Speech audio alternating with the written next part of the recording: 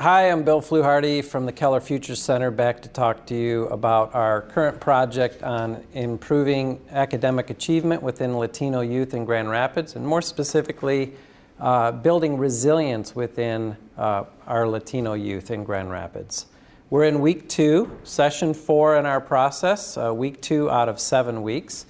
And we just wrapped up a great week where at the beginning of the week, we continued to work on, as a team, defining what resilience means. And this is a good example, an interesting technique to get people to think more deeply about the topic by using words. In the first session of this week, we spent a lot of time creating graphic representations of what the process of resilience looks like. What is the process? What are the steps?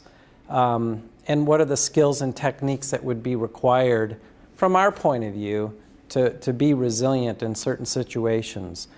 In this case, what we did is we took every note, every sticky note with a word on it, and loaded it into a software on the web called Wordle, wordle.net, and it automatically takes all of the words that you input, and the larger words represent the words that were represented most often in whatever list of words you're assessing. What's very interesting about this, just as a graphic communication device, you see that of the 20 people that were present in that session, when we talked about definitions for resilience, words like self, others, hope, identity, self-confidence, culture, choice, power, and then you go a second layer to something a little smaller, the word victim, failure, pride, control. These are really interesting words to think about when we start to, or continue to think about how do we define the process of resilience. You'll see this coming back in a few more sessions. We're going to continue to work on an overall graphic map of our definition of resilience. One tool that you can use in the design process to approach a problem is to use stakeholder mapping. And in this process, you look at what your issue is and everyone who will be impacted or who will influence or play a part of the issue that you are looking at. So, in my example, I'm going to say that I want to start a bakery in downtown Grand Rapids. So who's going to be affected by my starting a bakery? First, put your question right in the middle. So who is affected? Well, the first people that'll probably be affected by this are people like investors or maybe bankers, because I'm going to need some funding. So we'll have investors, a bank loan officer, and who else would be interested in my bakery? Maybe potential patrons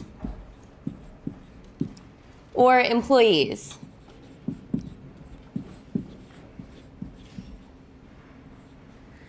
And because I'm going to be doing this in downtown Grand Rapids, the community is probably going to be interested. And that could also be business associations.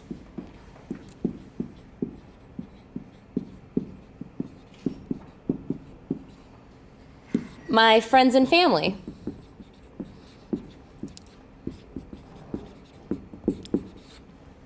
And there will be a number of other stakeholders as well. And you want to list out as many as you can think of. So next, I'm going to take a look at how these people are related. Now, friends and family, they might be some of my investors, right? So I'm going to link these two ideas.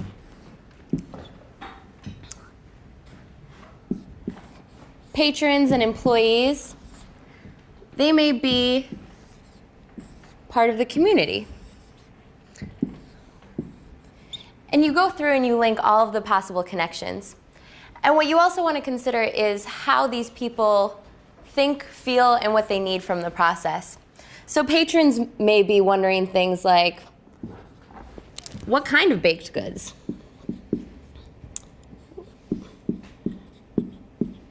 Or how much does it cost? Employees might want to know, what skills? Or what's the pay? Investors and bank loan officers are going to want to wonder things like, what's my business plan?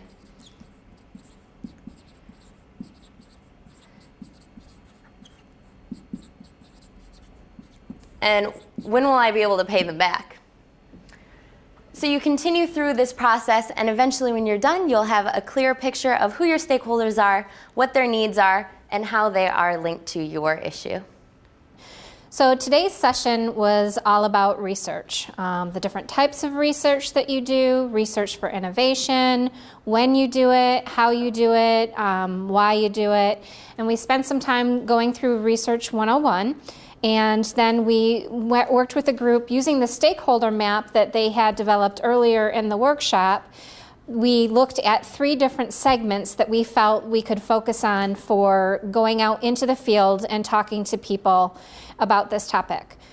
So when we did that, we split the entire workshop group into 3 different teams, and we focused on teens, caregivers, and the support network. And we provided them with a framework that we had created that was just a basic framework on here's some ways to approach the research and different interview guides and techniques.